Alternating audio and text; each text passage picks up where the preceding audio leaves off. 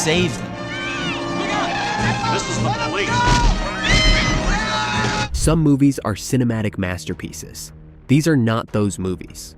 From wooden acting and bargain bin effects to plots that feel like they were written during a fever dream, these films somehow crash-landed into our hearts. You think? You guys might want to run.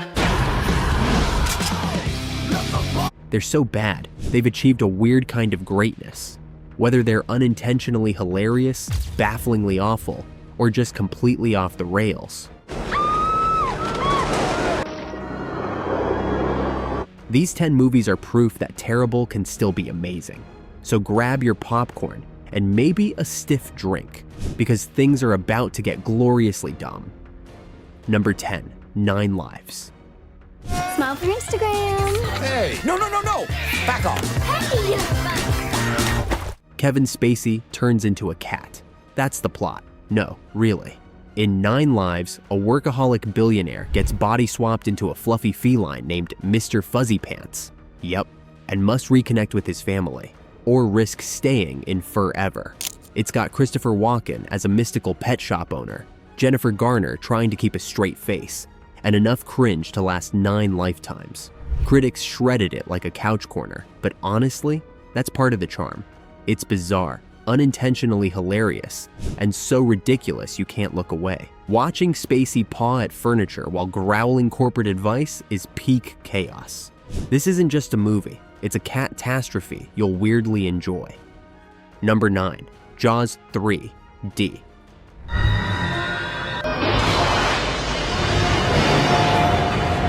What do you get when you mix a killer shark, a water theme park, and 80s 3D effects that feel like a fever dream? Jaws 3D, the third and most gloriously ridiculous entry in the franchise. Dennis Quaid stars, allegedly, while a massive rubber shark slowly terrorizes SeaWorld. Yes, that SeaWorld. With its cardboard characters, laughable dialogue, and hilarious special effects, you'll never forget the slow-motion shark crash. This movie bites in the best possible way.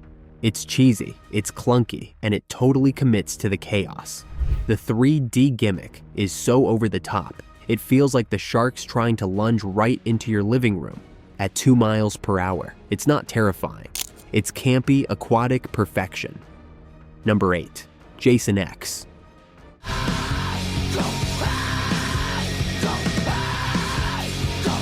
You thought Jason Voorhees was scary at summer camp. Now imagine him in space, as a cyborg. Jason X is what happens when a slasher franchise runs out of ideas and decides, screw it, launch him into the future. Cryogenically frozen and revived 400 years later on a spaceship, Jason slices and dices his way through students, soldiers, and even holograms. But the real kicker? He gets upgraded into Uber Jason, a metal-plated murder machine with Terminator energy and zero chill.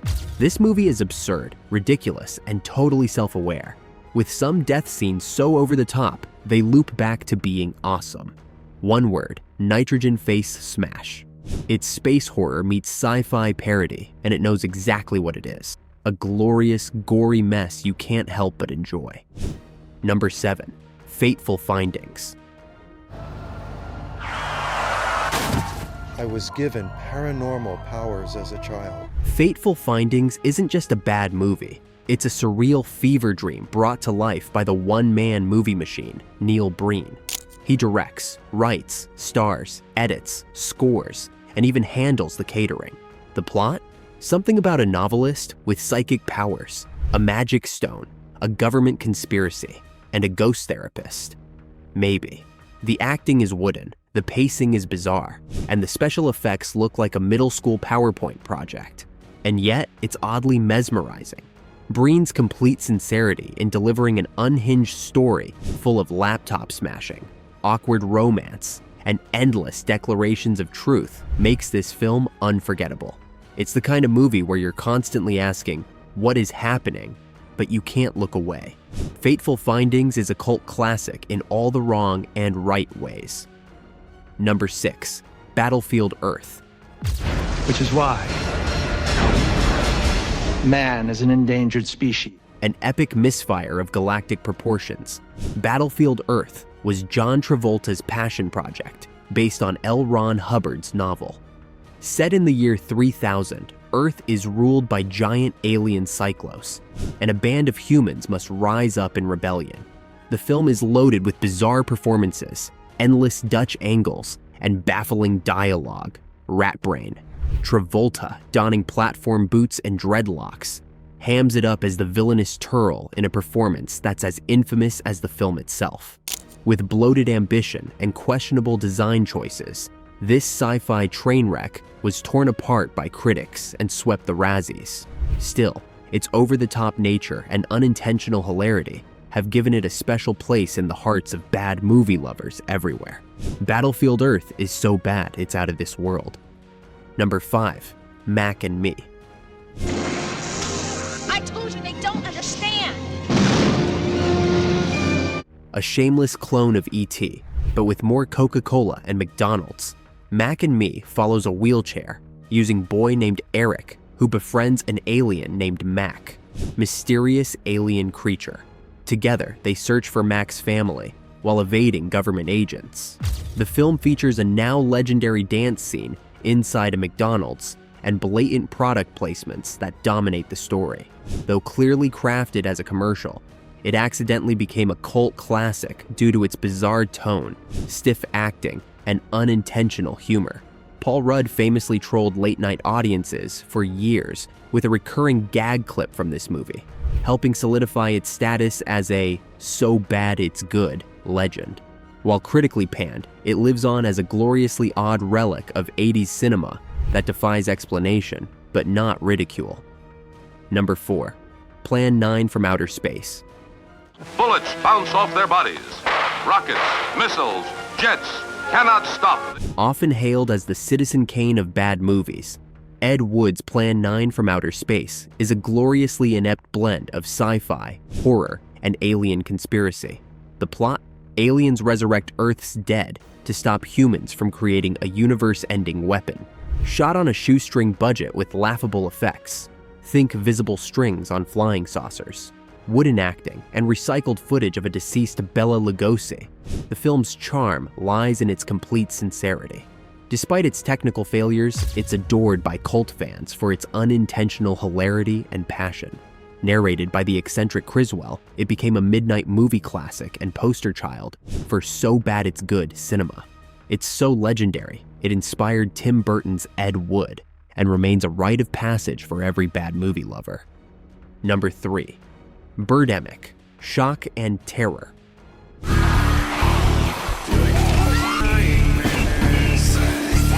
Inspired by the birds and An Inconvenient Truth, Birdemic follows a romance between a bland tech salesman and a model, interrupted by low-resolution CGI birds that attack humanity with explosive vengeance. Made for just $10,000, it features wooden acting, unbearable pacing, and PowerPoint-level special effects. The infamous dive-bombing birds flap awkwardly while hovering in midair, spewing acid and causing spontaneous fires. Director James Nguyen's environmental message is muddled in a sea of audio glitches, shaky camera work, and plot-free filler. Yet despite, or because of, its incompetence, Birdemic soared to cult status, packing midnight screenings and earning RiffTrax fame. It's a glorious train wreck, painful yet mesmerizing. If you ever wondered what Hitchcock's The Birds would look like on a $10 budget, this is your answer. Number 2. Troll 2.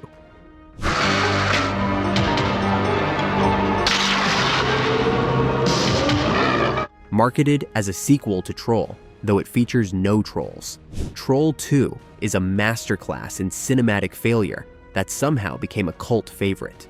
The story follows a boy whose dead grandpa warns him that the town of Nilbog, Goblin, spelled backward, is full of vegetarian goblins who turn humans into plants before devouring them. The dialogue is baffling, the acting hilariously wooden, and the goblin costumes resemble Halloween masks from a discount store. Famously, the cast didn't understand the script and were forced to read awkward lines verbatim. From its nonsensical plot to the iconic "oh my god" line, Troll 2 is so mind-bogglingly bad it spawned a documentary. Best Worst Movie. It's not scary, but you'll scream from laughter. Number 1. The Room. The gun down! What the hell is wrong with you? Just shut up. The Room is a cult phenomenon often cited as one of the most bafflingly bad films ever made. Created by the mysterious Tommy Wiseau, who wrote, directed, produced, and starred. The film follows Johnny, a good-natured banker whose life unravels after his fiancée, Lisa, cheats on him with his best friend, Mark. What should be a romantic drama instead delivers awkward green screen rooftop scenes, unforgettable dialogue like, "You're tearing me apart, Lisa," and nonsensical subplots that vanish without explanation. Despite, or because of, its endless flaws, The Room has developed a huge midnight screening fan base, complete with audience chants, plastic spoon throwing, and football tossing. It's a must-watch for lovers of cinematic train wrecks, and its legacy lives on through The Disaster Artist, a film about its chaotic production. And that's a wrap on 10 so bad they're good movies that prove cinematic disaster can still be wildly entertaining. Whether it's flying killer birds, plant-eating goblins, or rooms filled with unexplainable drama, these cult classics have carved out a special and totally weird place in movie history. What the hell is going on? Jason Voorhees, that's what's going on. If any of these beautifully broken films are on your must-watch list, or you've survived them already, smash that like button and let us know your favorites in the comments. Got another gloriously awful gem we missed? Drop it below. We're always digging through the cinematic junk drawer for the next so bad it's great treasure.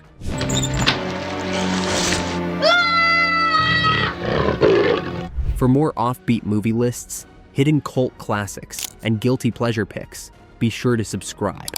Thanks for watching, and remember, bad movies make great memories.